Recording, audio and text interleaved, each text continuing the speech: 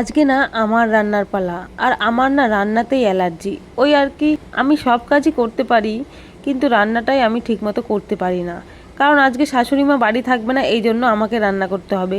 শাশুড়ি মা যাবে আজকে মাসি শাশুড়ির মেয়ের বাড়ি, কারণ মাসি শাশুড়ির মেয়ের কদিন আগে শ্বশুর মারা গেছে, তো সেখানে আজকে শ্রাদ্ধের অনুষ্ঠান, তাই সেখানে গেছে। তাও শাশুড়ি মা সকালবেলা রান্নাটা করে গেছে, এবার দুপুরে রান্নার পালা আমার। এদিকে দেখি বাজার করে নিয়ে এসেছে শ্বশুর মশাই, তাও আবার মাছ নিয়ে এসেছে। এদিকে মাছও আমি খাই না, আমার তো মনটা খারাপ হয়ে গেল। আর মাছে আমার এমনি অ্যালার্জি, মানে গন্ধ লাগে প্রচণ্ড। মাছ কাটতে ধুতে মানে মাছ দেখলেই আমার প্রচণ্ড গন্ধ লাগে। শেষমেশ মাছগুলো ধুয়ে নিয়ে আসলাম। মাছগুলো ধোয়ার পরে না আমার গা দিয়ে প্রচণ্ড গন্ধ লাগছিল। তারপর আমি একটু বডি স্প্রে মেরে দিলাম গায়ে, আর তারপর আমি আর আমার ছেলে খেয়ে নিলাম। তো বাজার থেকে দেখলাম অনেক কিছুই এনেছে। তারপরে আমি আমগুলো আর তালের শাঁসগুলো একটু ধুয়ে ঘরে রেখে দিলাম। তারপরে বসে পড়লাম সবজি কাটতে। তবুও ভালো বড় মাছ এনেছে, জানো তো। এর আগে একদিন ছোট মাছ এনেছিল, সেদিনও আমার শাশুড়ি বাড়ি ছিল না, তখন আমার শ্বশুরমশাই মাছগুলোকে ধুয়ে দিয়েছিল ছোট মাছ। সবজি বলতে ওই মাছের ঝোল করব, আর একটু কুমড়ো বটি করব। কুমড়ো বটি মানে ভাজা বলে, জানি না, আমি শুধু ভেজে রেখেছিলাম। কারণ আমি অতটা রান্নার আয়োজন করতে পারি না, রান্নাটা আমি ঠিকমতো করতে পারি না।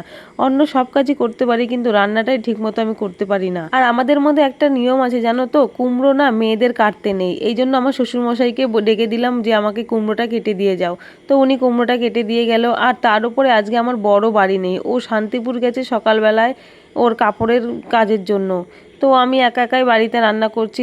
বর থাকলে হয়তো একটু আমাকে সাহায্য করে দিতে পারতো, কিন্তু আমাকে একা একাই করতে হচ্ছে, কি আর করবো বলো। তারপরে সবজি সব কেটে নিলাম। ওই বেশি না, ওই মাছের ঝোল করব আর ওই কুমড়োটা ভাজা করব। তোমরা কি করে কুমড়ো বটি করো একটু জানিও তো। আর মাছের ঝোলে তো আদা দিতে হবে, আর আদাটা আমি শিলনোড়ায় একটু বেটে নিলাম। ওই যে আমাদের মিক্সার নেই, এই জন্য আমাদের শিলনোড়াতেই বাটতে হয়। তো শিলনোড়াতে আদাটা বেটে নিলাম। তারপরে এখন মাছের ঝোলটা রান্না করে ফেললাম। আর জানো তো আজকে প্রচণ্ড গরম পড়েছিল, আমি একটু করে ফ্যানের হাওয়ায় বসছি আর রান্না করছি।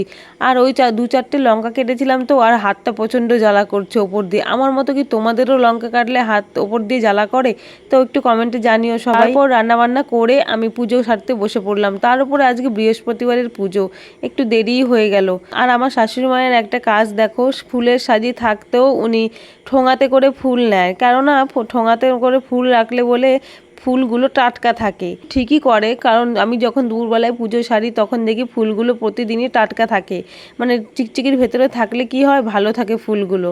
তো পুজো টুজো সেরে আমি আর আমার বর খেয়ে নিলাম। খাওয়ার সময় বরকে বললাম মাছের তরকারিটা কেমন হয়েছে, ও বললো হয়েছে মোটামুটি।